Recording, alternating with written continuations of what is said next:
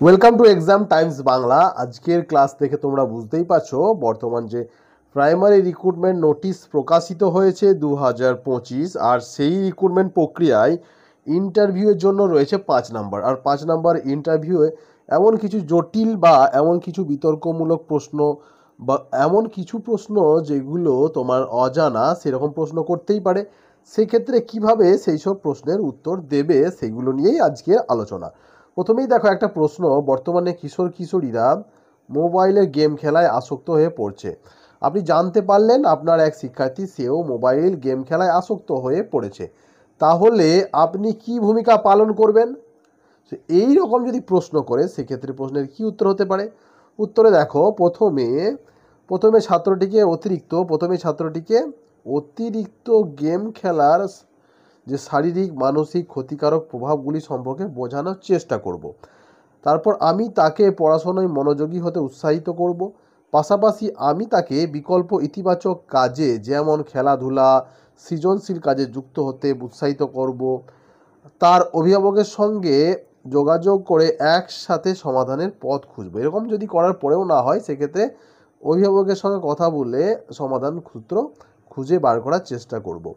কয়েকদিন পর্যবেক্ষণে রাখার পর আমি যদি দেখি ছাত্রটি কয়েকদিন পর্যবেক্ষণে থাকার পরও দেখা গেল ছাত্রটি গেম খেলায় আসক্তি থেকে বেরিয়ে আসতে পারছে না, তাহলে তাকে কাউন্সিলিং করানোর ব্যবস্থা করা হবে।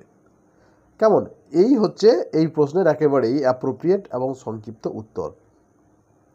তাহলে যদি তোমাদের প্রশ্নটা ঠিক এমন হয় যে বর্তমানে কোনো কিশোরী মোবাইল গেম খেলায় আসক্ত হয়ে পড়ছে, আপনি জানতে পারলেন, সেক্ষেত্রে আপনার ভূমিকা কী হবে?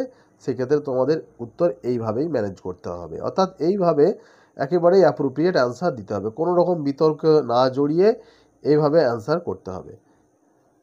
এরপর দেখো, তোমাকে যদি ইন্টারভিউতে এই প্রশ্নটা জিজ্ঞেস করা হয়, আপনার পড়ানোর বিষয়বস্তু ছাত্রছাত্রীরা কতটা গ্রহণ করতে পারলো, হ্যাঁ, তা আপনি কীভাবে বুঝবেন? আপনার পড়ানো যেটা আপনি পড়াচ্ছেন সেই পড়াটা বাকি ছাত্ররা যারা ক্লাসে ছাত্রছাত্রী রয়েছে তারা কতটা বুঝলো।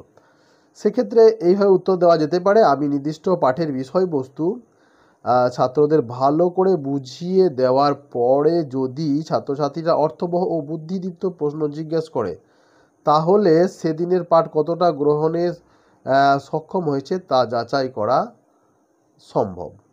ওকে, তাহলে এখানেই বোঝা যাবে তাদের বেশ কিছু বুদ্ধিদীপ্ত প্রশ্ন করলেই যে তারা যদি অ্যান্সার দিতে পারে, তাহলে তারা কিন্তু বোঝা যাবে যে তারা আমার আজকের পাঠ যা পড়ানো হয়েছে সেটা তারা বুঝতে সক্ষম হয়েছে। এর পরের প্রশ্ন দেখো, আপনার ক্লাসে কোনো ছাত্র যদি নিয়মিত অনুপস্থিত থাকে, অর্থাৎ রিপিটেডলি অ্যাবসেন্ট থাকে বা অনুপস্থিত থাকার চেষ্টা করে, তাহলে আপনি কি ভূমিকা পালন করবেন? এরকমও প্রশ্ন হয়। এর আগে অনেকবার এই ধরনের প্রশ্ন করা হয়েছে যারা ইন্টারভিউ দিয়েছে। প্রথমে নিয়মিত না আসার কারণ অনুসন্ধান করব। প্রথমে কি করতে হবে, যে সে কেন অ্যাবসেন্ট তার কারণ অনুসন্ধান করব এবং ছাত্রটির অভিভাবকের সঙ্গে কথা বলবো যাতে সে প্রতিদিন তাদের সন্তানকে সুশিক্ষায় শিক্ষিত করার বা মানুষ করার জন্য বিদ্যালয়ে পাঠায়।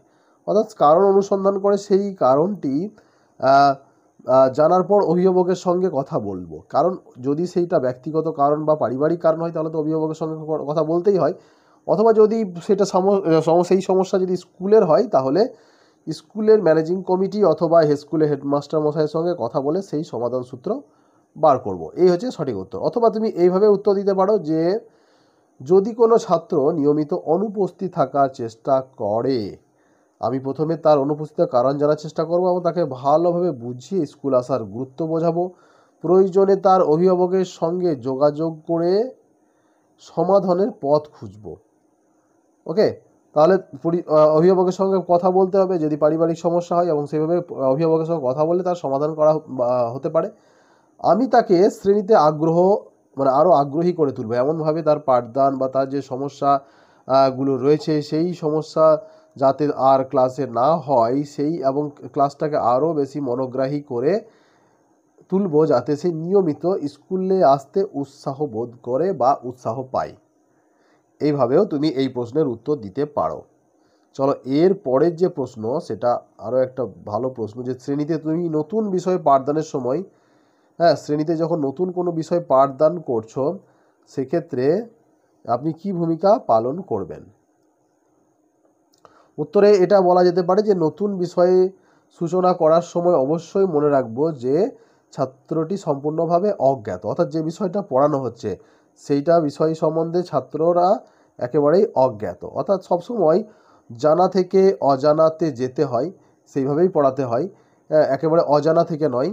তাই প্রথমে কিন্তু দেখতে হবে যে এটা মনে রাখতে হবে যে ছাত্ররা সম্পূর্ণ অজ্ঞাত, অর্থাৎ এই বিষয়টি সম্পর্কে তারা কিচ্ছু জানে না, বা এবং যতটুকু জানে সেইটার সঙ্গে লিঙ্ক করতে হবে তোমাকে, যে তার যদি কোনো বিষয় নিয়ে পড়াচ্ছ সেই বিষয়ে যে পূর্ব জ্ঞান রয়েছে সেই পূর্ব জ্ঞান সম্পর্কে তোমাকে আগে জ্ঞাত করে অজ্ঞাত বিষয়ের দিকে যেতে হবে। তাই ছাত্রকে প্রথমে বিষয় সম্পর্কে সুস্পষ্ট ধারণা দেব এবং বিষয় সম্পর্কে বিভিন্ন তথ্য প্রদান করব। তাহলে আগে ছাত্রটিকে জানা কোনো একটা বিষয় ধরে পূর্ব জ্ঞান ধরে এগিয়ে তারপরে অজানা বিষয়ের দিকে এগিয়ে যেতে হবে। এই হচ্ছে এই প্রশ্নের সঠিক উত্তর।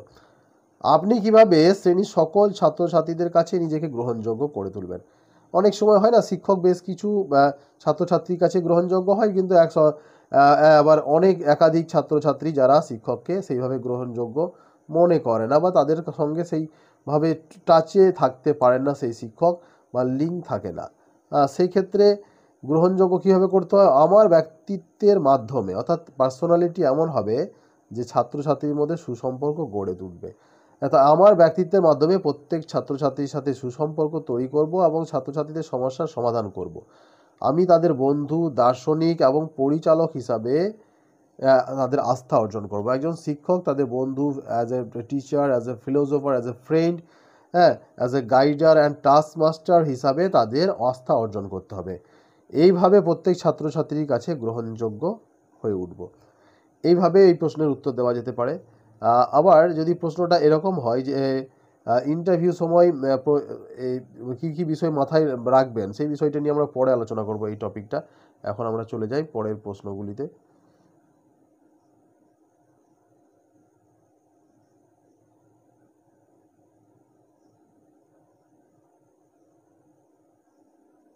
এখানে বলা আছে কী কী ইন্টারভিউ সময় তোমার বডি ল্যাঙ্গুয়েজ কেমন হবে, তোমার পোশাক কেমন হবে, বেশভূষা কেমন হবে, এই সমস্ত বিষয়। যাই হোক, এখন আমরা যেহেতু প্যাডাগজিক্যাল কিছু কোয়েশ্চেন যেগুলো তোমাদের ইন্টারভিউতে জিজ্ঞেস করতে পারে সেই বিষয়ে আলোচনা করছি। আপনার বিদ্যালয় কোনো ছাত্র যদি খুব দরিদ্র হয়, এই প্রশ্নটা খুব একটা মারাত্মক প্রশ্ন। আপনার বিদ্যালয়ে ছাত্রছাত্রী যদি খুব দরিদ্র পরিবার থেকে আসে তাহলে আপনি কি তার জন্য কি কি ব্যবস্থা করবেন? এখানে সেই শিশু ও শিশুর পরিবারকে আর্থিক দিক দিয়ে নিশ্চিত করার জন্য বিদ্যালয়ে শিশুর যে মিড ডে মিল, বইপত্রের খরচের ব্যবস্থা করা এবং অবৈতনিক শিক্ষা ব্যবস্থা সঠিকভাবে বজায় থাকছে কিনা তার লক্ষ্য রাখবো। হ্যাঁ, সরকার থেকে যে আর্থিক সাহায্য দেয়, বিভিন্ন স্কলারশিপ পেয়ে থাকে, সেই সব সুযোগ সুবিধাগুলো তাকে পাইয়ে দেওয়ার ব্যবস্থা করতে পারেন।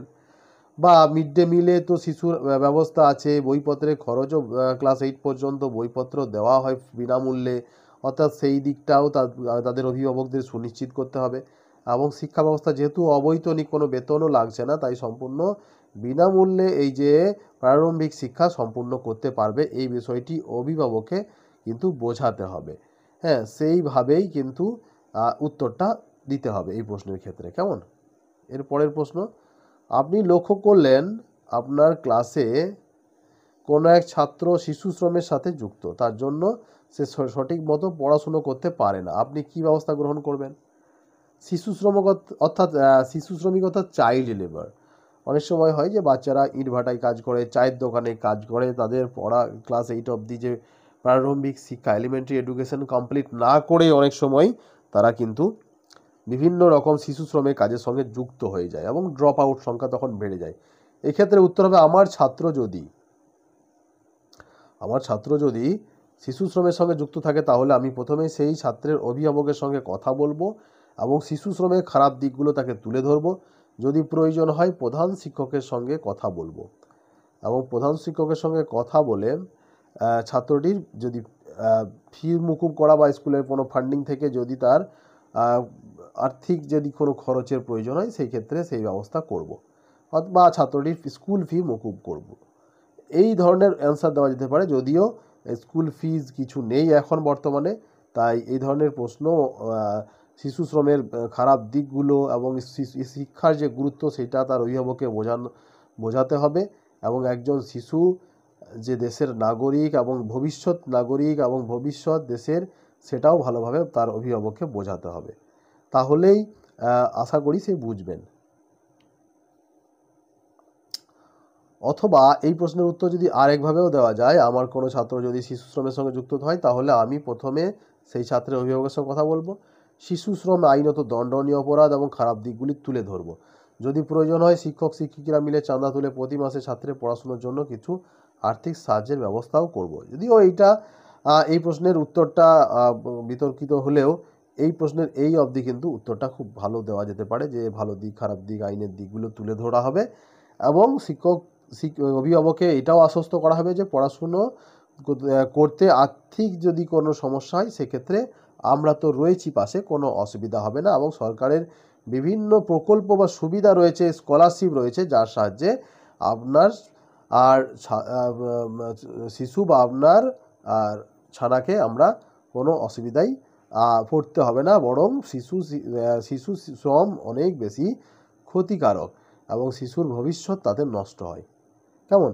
এবং শিক্ষার্থী শান্তি কতটা প্রয়োজন আছে শিক্ষার্থীদের, এই একটা প্রশ্ন।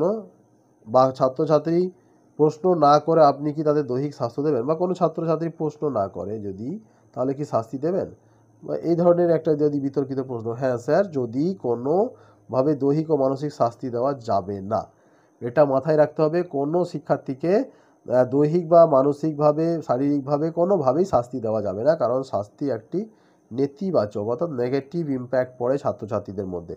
তাই ছাত্রছাত্রীদের মানসিক অবস্থা বুঝে পড়াতে হবে। যেসব ছাত্রছাত্রী স্কুলের মধ্যে নিয়ম শৃঙ্খলা ভঙ্গ করে বারবার সতর্ক করা সত্ত্বেও তাদের বিশেষ কাউন্সিলিংয়ের ব্যবস্থা করতে হবে। অর্থাৎ এরকম যদি হয় যে বারবার ক্লাসে বিশৃঙ্খল অবস্থা তৈরি করছে, পড়াশুনো করছে না, এত ভালোভাবে পড়ানোর পরেও তাদের কনসেপ্ট ক্লিয়ার না করে তারা নিয়ম শৃঙ্খলা ভঙ্গ করছে, সেক্ষেত্রে তাদের শেষ অবস্থা কাউন্সিলিং করতে হবে। কেমন? এইভাবে যারা ক্লাসে বিশৃঙ্খলা তৈরি করে সেই বিষয়ে সমাধান করতে হবে। কেমন? অমনোযোগী ছাত্রছাত্রীদের কিভাবে পড়াবেন? যারা পড়াশোনায় অমনোযোগী তাদের ক্ষেত্রে কিভাবে পড়াবেন? উত্তর, অমনোযোগী ছাত্রছাত্রীদের মনোযোগী করে তুলতে শ্রেণীকক্ষকে অনেক বেশি বৈচিত্র্যময় ও আকর্ষণীয় করে তুলব। অর্থাৎ ক্লাসরুম সেই সাদা কালো ব্ল্যাকবোর্ড, শুধু এইটুকু থাকলে তো ক্লাসরুম আকর্ষণীয় হবে না, বইয়ের পাতাগুলো রঙিন হয়ে উঠছে, বাস্তবে স্মার্টফোন সে ব্যবহার করছে, বাস্তব জীবনে 3D মডেল চলে আসছে, এবং ভালো ভালো অনেক কিছু কিন্তু কালারফুল তারা প্রকৃতির মধ্যে যেমন দেখছে, কিন্তু ক্লাসরুমটা সেই সাদা কালো ব্ল্যাকবোর্ডেই স্থির হয়ে আছে। তাই ছাত্রদেরকে এমন কিছু প্রদীপন ব্যবহার করা হবে, বিভিন্ন প্রদীপন ব্যবহার করতে হবে, অর্থাৎ টিচিং লার্নিং মেটেরিয়ালস ইউজ করা হবে, যেগুলি TLM, সেগুলো পড়াশোনায় একঘেয়েমি কাটাতে ছাত্রদের কাজে লাগবে। সেরকম কিছু TLM ব্যবহার করা, শিক্ষামূলক ভ্রমণে নিয়ে যাওয়া, শিক্ষা মেলা ইত্যাদির আয়োজন করা, ইত্যাদির মাধ্যমেও যেমন অমনোযোগী ছাত্রদের তাদেরকে আরও বেশি ক্লাসের প্রতি এবং পড়াশুনোর প্রতি, স্কুলের প্রতি আরও বেশি মনোগ্রাহী করে তোলা যায়। অথবা অমনোযোগী ছাত্রছাত্রীদের পর্যবেক্ষণে রাখবো এবং তাদের ভালো লাগা বিষয়গুলি চিহ্নিত করবো। এটা একটা ভালো দিক যে তাদের পর্যবেক্ষণে রেখে তারা কোন কোন জিনিসগুলো পছন্দ করছে এবং কোনগুলো অপছন্দ করছে সেই সবগুলো মাথায় রেখে তাদের যদি পাঠদান করা হয় বা তাদের ভালো লাগা বিষয়গুলিকে মাথায় রাখা হয়, তাহলে পড়াশোনাটা তাদের আরও বেশি আকর্ষণীয় হয়ে উঠবে। এই বিষয়ে তাদের সঙ্গে সরাসরি কথাও বলবো প্রয়োজনে, এবং আলোচনার মাধ্যমে তাদের প্রতি উৎসাহ দান করব। তো এই হচ্ছে আজকের প্রাইমারি ইন্টারভিউ সংক্রান্ত প্রশ্ন উত্তর, যেগুলি খুব গুরুত্বপূর্ণ প্রশ্ন এবং বিতর্কিত, এবং এই ধরনের প্যাডাগজিক্যাল কোয়েশ্চেন ইন্টারভিউতে জিজ্ঞেস করা হয়। বিগত বছরগুলিতে এই ধরনের প্রশ্ন জিজ্ঞাসা করাও হয়েছে। তাই প্রত্যেককেই বলবো তোমরা আমাদের এই চ্যানেলটিকে সাবস্ক্রাইব করে রাখো। আমরা নিয়মিত এই ধরনের প্রাইমারি টেটের ইন্টারভিউ, প্রাইমারি রিক্রুটমেন্ট ইন্টারভিউ যে নোটিশ প্রকাশিত হয়েছে তার ভিত্তিতে যে ইন্টারভিউ হতে চলেছে তারই প্রস্তুতি আমরা তোমাদের এইভাবে ধাপে ধাপে করিয়ে রাখবো। ধন্যবাদ প্রত্যেকেই আমাদের ভিডিওটি শেষ অবধি দেখার জন্য।